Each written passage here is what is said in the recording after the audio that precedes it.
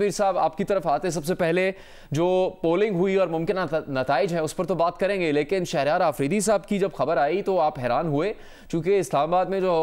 मुख्तलिफ चैनल्स के और जियो न्यूज़ के भी रिपोर्टर्स हैं उन तक को मालूम है कि वोट कैसे कास्ट होगा कौमी असम्बली में सेनेट इंतखाबात के लिए, लेकिन शहरयार आफरीदी को नहीं मालूम था।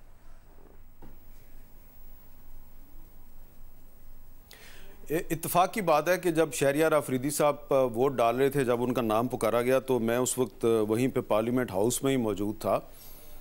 और वहाँ पर काफ़ी सारे आज जर्नलिस्ट मौजूद थे। तो एक दो जर्नलिस्टों ने आवाज़ लगाई, एक हमारे दोस्त हैं, सिंधी अखबार से उनका ताल्लुक़ है, तो उन्होंने कहा कि सिंधी में अपने दूसरे उन्होंने साथी से कहा कि देखना इसकी वजारत गई है कहीं ये बेचारा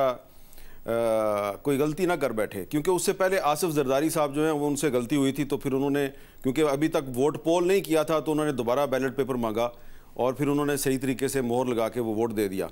तो पोल करने से पहले तक आप अगर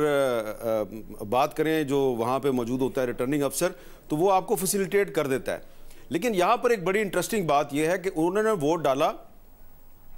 वोट डाल के वो चले गए। अब दस्तखत जो उन्होंने किए हैं वो तो किसी को नजर नहीं ना आया कि दस्तखत किए हैं इन्होंने, लेकिन ये हुक्मरान जमात की तरफ से सबसे पहले यह दावा किया गया कि शहरयार आफरीदी साहब ने अपना वोट डालने में कोई गलती की है। और उसके बाद जब शहरयार आफरीदी साहब से पूछा गया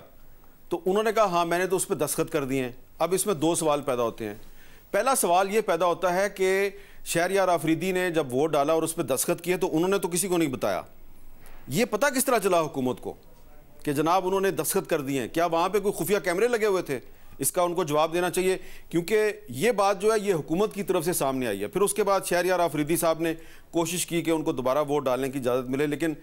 जैसा कि हमें बताया गया है कि वोट को बैलेट बॉक्स में डालने से पहले अगर आप रिटर्निंग अफसर को बता दें या प्रिजाइडिंग अफसर को बता दें कि मेरे से ये गलती हो गई, तो वो आपको आपने बहुत ही दिलचस्प तफसील बता दी है शहरयार आफरीदी के वोट से मुतालिक। उस पर हम शहजाद और महमुल से भी बात करेंगे।